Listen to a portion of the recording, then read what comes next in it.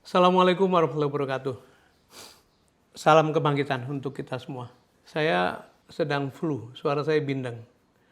Tapi saya memaksakan diri untuk memproduksi siaran ini. Karena saya malu pada pemilik nama asli, Jenderal Sudirman.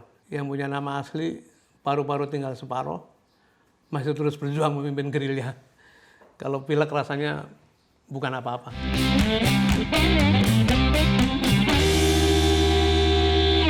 Hari ini Hari Kebangkitan Nasional. Satu penanda zaman dalam perjalanan bangsa yang dengan penuh percaya diri pada waktu itu mengatakan pada dunia bahwa Indonesia telah lahir sebagai satu bangsa. Dan ini adalah satu milestone penting bagi kita yang sering disebut sebagai kesadaran berbangsa. Mengapa saya sebut percaya diri? Karena sikap itu ditunjukkan ketika suasana masih begitu kelam dan keterbelakangan meliputi seluruh rakyat pada waktu itu. Kemiskinan, kebodohan, hampir seluruh warga buta huruf, hidup dalam penindasan dan kekejaman, mengalami represi bahkan penyiksaan fisik, dan kekayaan alam maupun sumber daya yang dimiliki banyak yang diambil, dirampas secara paksa oleh pemerintah kolonial pada waktu itu. Tetapi zaman memang selalu melahirkan patriotisme, melahirkan sikap-sikap kepahlawanan. Setiap masa, betapapun sulitnya, akan selalu melahirkan para pejuang keadilan, para pelayan kemanusiaan. Begitupun di tahun-tahun gelap masa kolonialisme itu, muncul mutiara-mutiara yang memberi harapan. Sejumlah kaum terpelajar tercerahkan seperti Dr. Cipto Mangunkusumo, Ki Hajar Dewantoro, dan juga Dr. Dewes Dekker, seorang peranakan Belanda yang berpihak pada Republik, membentuk satu organisasi. Dan mereka dengan penuh dedikasi dan tanggung jawab menjadi penggerak, menjadi pendobrak, menerobos segala hal yang muskil untuk membangun kesadaran kolektif. Mereka berani meninggalkan zona nyaman, mendidik dan menggerakkan masyarakat untuk membayangkan bahwa ada satu hari Indonesia harus ada dan Indonesia harus menjadi bangsa yang merdeka. Ada yang menarik, mereka membentuk semacam lembaga beasiswa, dikenal sebagai studi funds pada waktu itu ya, untuk membiayai kaum pribumi yang ingin bersekolah tetapi tidak punya kemampuan. Sebagai dokter-dokter muda, mereka juga menggerakkan teman-temannya untuk mengatasi masalah-masalah kesehatan, membasmi penyakit menular, penyakit pes dan sebagainya, dan juga mengatasi masalah-masalah kemiskinan. Hal-hal yang disadarinya, bila masyarakatnya sehat, cerdas, dan berdaya, maka itulah akan menjadi modal besar bagi tumbuh dan besarnya satu bangsa. Dan 3 kata kunci itu ditulis dalam konstitusi sebagai tujuan bernegara, yaitu memajukan kesejahteraan umum, mencerdaskan kehidupan bangsa. Kita bayangkan betapa visionernya mereka semua. Tak bisa dimungkiri, kebangkitan nasional adalah salah satu cikal bakal perjuangan yang sangat penting menuju Indonesia merdeka. Perjuangan yang digelorakan ketika keadaan begitu berat, ketika daya dukung begitu terbatas. Bayangkan pada waktu itu, jumlah penduduk kita memang baru 40 juta, tetapi 97% diantaranya buta huruf, dan tentu saja miskin, tidak berdaya, dan tertindas. Waktu itu hanya ada 178 mahasiswa pribumi di seluruh perguruan tinggi. Hanya ada 6 sekolah tinggi. Stovia di Jakarta yang dikenal sebagai Sekolah Dokter Jawa, kemudian THS di Bandung yang belakangan menjadi ITB, kemudian RHS Batavia, sekolah hukum yang belakangan menjadi Fakultas Hukum UI, kemudian ada NIAS, sekolah kedokteran kedua yang dibangun di Surabaya, ada Osvia, sekolah pamong praja pribumi, dan juga kita mengenal dalam sejarah ada Quick School atau sekolah guru yang akhirnya menjadi cikal bakal dari sekolah-sekolah keguruan di Indonesia. Kalau kita lihat ke bawah, sekolah dasar pribumi itu jumlahnya hanya 320 unit saja. Dan karena itu ketika dijumlah pada tahun 1930, jumlah siswa yang bersekolah itu hanya mencapai 1,7 juta. Dan itu artinya tidak sampai 3% dari populasi. Itu 15 tahun sebelum merdeka. Kita bisa bayangkan betapa beratnya keadaan, betapa sulitnya situasi dan betapa menantangnya bagi siapapun yang memilih jalan berjuang melawan arus, membebaskan rakyat dan bangsa dari keterbelakangan. Tetapi dalam gelap selalu muncul cahaya. Dalam segala rintangan, toh muncul tokoh-tokoh pergerakan yang mendobrak kejumudan. Merekalah para kaum terpelajar, para mahasiswa, para kaum muda, para dokter muda, para lawyer muda, dan seterusnya. Dapat diduga mereka datang dari golongan menengah yang punya akses kepada pendidikan tinggi. Termasuk diantaranya adalah kaum arsitokrat, orang-orang ningrat yang memiliki akses pada pemerintah kolonial pada waktu itu. Karena tidak mungkin terbayangkan bagaimana mereka bisa mendapatkan akses pada sekolah-sekolah terbaik. Hasilnya bagaimana? 20 tahun sesudah itu muncul gerakan baru yang memperkuat visi kebangsaan itu menjadi visi persatuan, yaitu lahirnya gerakan Sumpah Pemuda. Itu yang bisa kita sebut sebagai kesadaran bersatu. Jadi setelah berbangsa kemudian bersatu. Dan dalam 2 dekade kemudian Indonesia mencapai kemerdekaan, yaitu tahun 1945, yang bisa kita sebut sebagai satu kesadaran bernegara. Sebagai bangsa merdeka, tentu saja Indonesia memiliki wibawa yang bisa mengantarkan rakyatnya menuju pada jembatan emas sebagaimana dicita-citakan para pendiri bangsa dan menjadi bangsa dan negara beradab. Teman-teman sekalian, tahun ini kita memasuki 80 tahun merdeka. Tinggal 20 tahun lagi kita akan mencapai 100 tahun kemerdekaan. Tentu kita syukuri banyaknya capaian yang sudah diperoleh. Sebagian besar rakyat kita sudah naik kelas, tidak lagi mengalami kemiskinan, masuk dalam kelas menengah. Saya termasuk bersyukur karena keluarga saya seluruhnya dientaskan dari kemiskinan yang absolut. Meskipun 40% saudara kita masih dalam kategori miskin, rentan miskin atau setengah miskin. Angka buta huruf kita nyaris 0. Di mana-mana orang bisa baca, tulis, bisa bicara bahasa Indonesia. Yang bersekolah di perguruan tinggi tidak tanggung-tanggung, mendekati lebih dari 25 juta orang. Meskipun yang berhak sebetulnya jauh lebih banyak. Angka di berikut ini juga patut kita syukuri. Kita punya 12 juta lebih sarjana. Dan kita punya lulusan doktor dan para guru besar yang jumlahnya mencapai 75 ribuan. Dokter kita memang masih kurang, tapi jumlahnya sudah mendekati 300 ribu. Akuntan beregister jumlahnya lebih dari 25 ribu. Ada 70 ribu orang advokat yang berpraktek. Data dari Persatuan Institut Indonesia, mereka memiliki anggota sekurang-kurangnya 700 ribu orang. Dan yang menarik, 1.500 akademi ilmu politik seharusnya menjadi aset dan pemikir bagaimana menata republik ini ke depan dari sisi demokrasi dan juga perpolitikan negara. Di seluruh Indonesia, sekarang kita punya 3 jutaan guru, baik guru SD, TK, SMP, dan SMA. Kita mencatat punya kampus 3 ribuan di seluruh Indonesia. Dan saya mau cerita, sudah lama saya aktif dalam berbagai kegiatan pengembangan kepemimpinan, termasuk diantaranya ketika saya pulang sekolah, saya bekerja di Indika dan bekerja sama dengan McKinsey. Ikut merintis Gerakan Indonesia Mengajar yang menghasilkan begitu banyak pengajar muda dan tersebar di mana-mana. Kita juga mengenal ada Pencerahan Nusantara, ada Patriot Energy, ada yang Leaders for Indonesia, ada Forum Indonesia Muda, ada Rumah Kepemimpinan, ada Karya Salemba 4, ada Trisektor Leadership Bootcamp yang diasuh oleh Institut Hal Negeri, ada kelas kepemimpinan, ada Aktivis Nusantara, dan juga ada Pojok Kebijakan yang diasuh oleh Nalar Institute. Mereka seluruhnya, saya pernah berhitung, lebih dari 10.000 alumni ada di mana-mana. Mereka di pemerintahan, di bisnis, di civil society, bahkan di politik. Dan mereka adalah manusia-manusia yang sudah terbina, terpilih, dan siap untuk diberi tantangan-tantangan lebih besar. Semuanya sekali lagi merupakan capaian-capaian yang harus kita syukuri. Tentu dengan sejumlah catatan. Bagi saya, catatan paling penting adalah kalau konteksnya bersyukur, tentu ini capaian-capaian yang harus kita syukuri.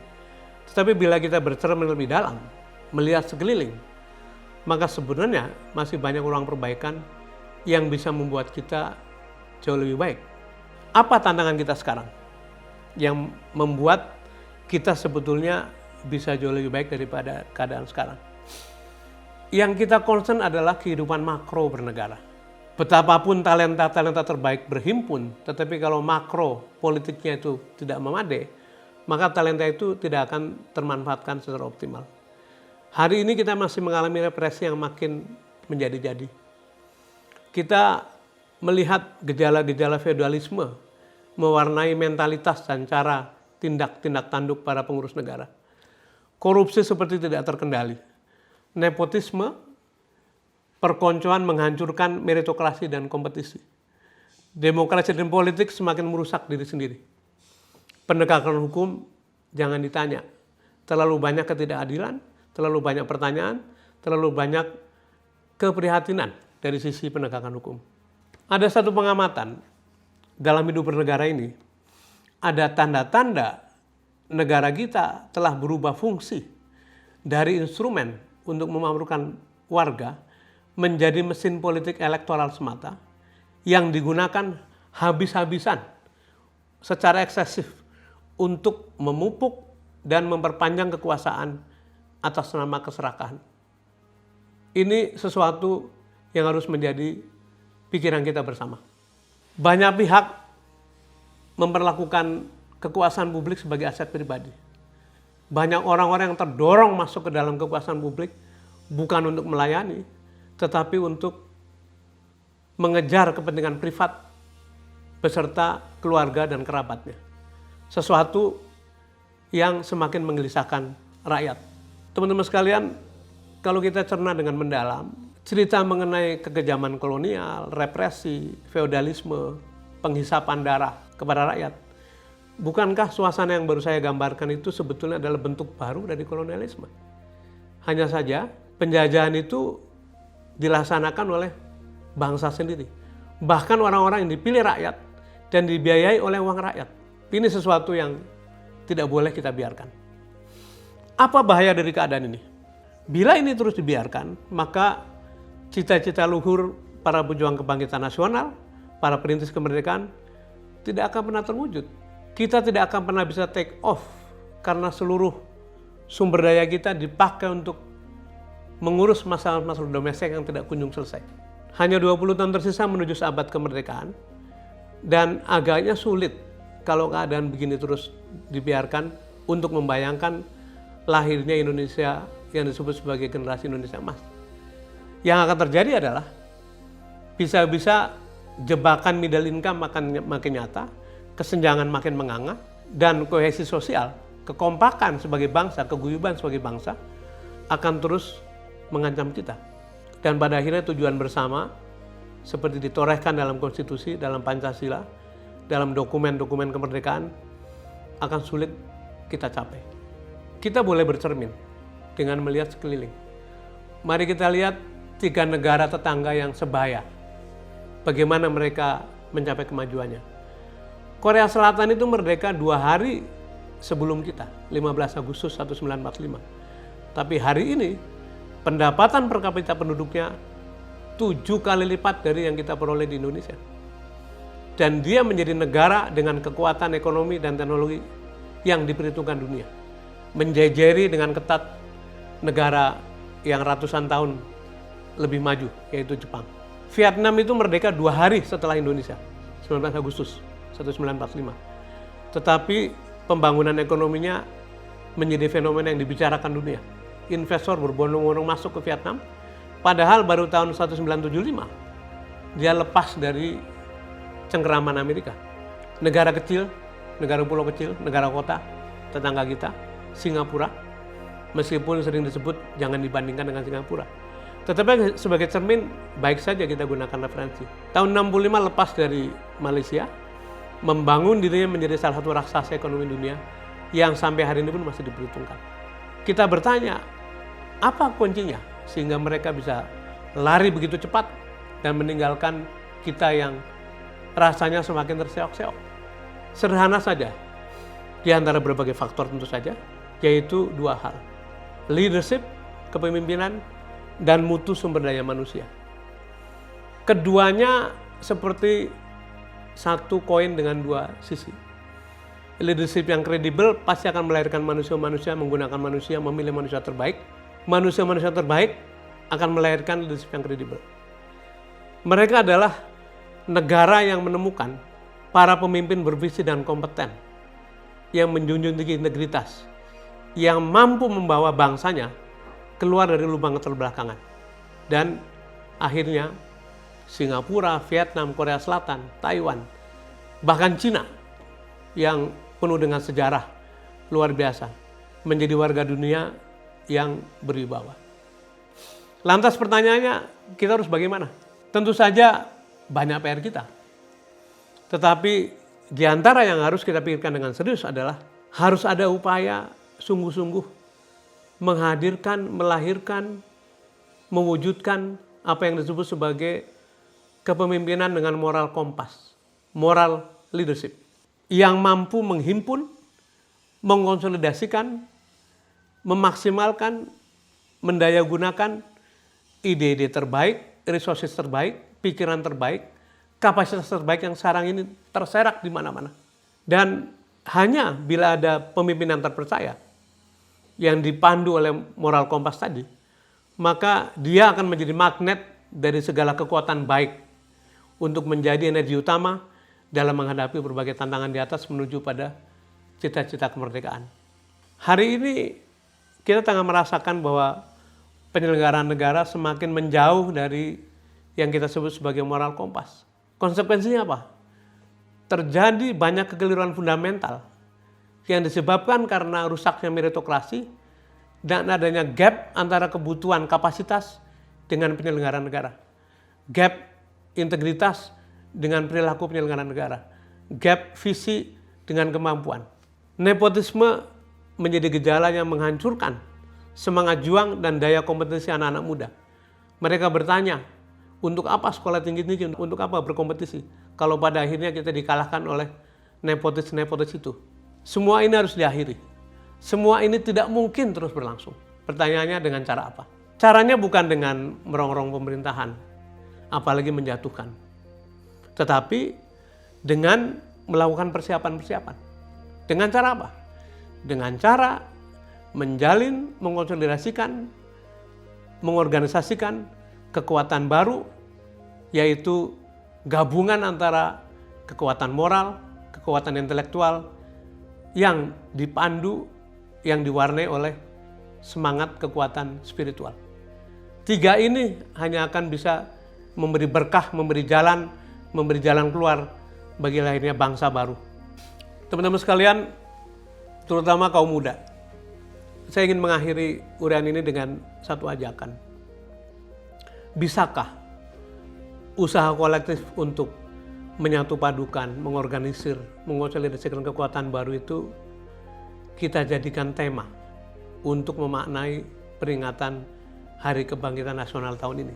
Mari kita maknai peringatan Kebangkitan Nasional ini dengan menyatu padukan energi baik dari para kaum terpelajar, kaum intelijensia, kaum profesional dengan segala bidangnya, para insinyur terbaik, ekonom terbaik, ahli hukum terbaik, ilmuwan politik yang peduli pada bangsa ini, akuntan terbaik. Saya juga mengajak para pendidik, para rektor, para guru besar, para dosen, para guru untuk menjadi penggerak, menjadi penyebar pesan-pesan baik, untuk mendorong lahirnya generasi-generasi baru yang betul-betul menjaga, mengedepankan kekuatan moral, intelektual, dan spiritual. Pun semangat kebangkitan nasional ini harus digelorakan oleh para senior, para tokoh moral, para tokoh agama, para ulama, para cerdik pandai, dan para bijak bestari. Bisakah pikiran-pikiran terbaik itu disatu padukan lewat satu kekuatan kolektif yang disiapkan untuk menyongsong lahirnya era baru Indonesia supaya keluar dari segala macam tanda-tanda kemerosotan ini. Inilah waktunya Indonesia memanen talenta, hasil investasi 80 tahun lamanya, untuk mengembalikan negara pada jalannya seperti yang dicita-citakan para pendirinya. Saya dengan segala kerendahan hati mengetuk hati kaum intelijensia Indonesia, terutama kaum muda, untuk bersiap merebut masa depanmu bagi generasimu. Kita tidak boleh membiarkan negeri ini dijajah oleh keserakahan bangsa kita sendiri. Masa depan Indonesia adalah milik anak muda.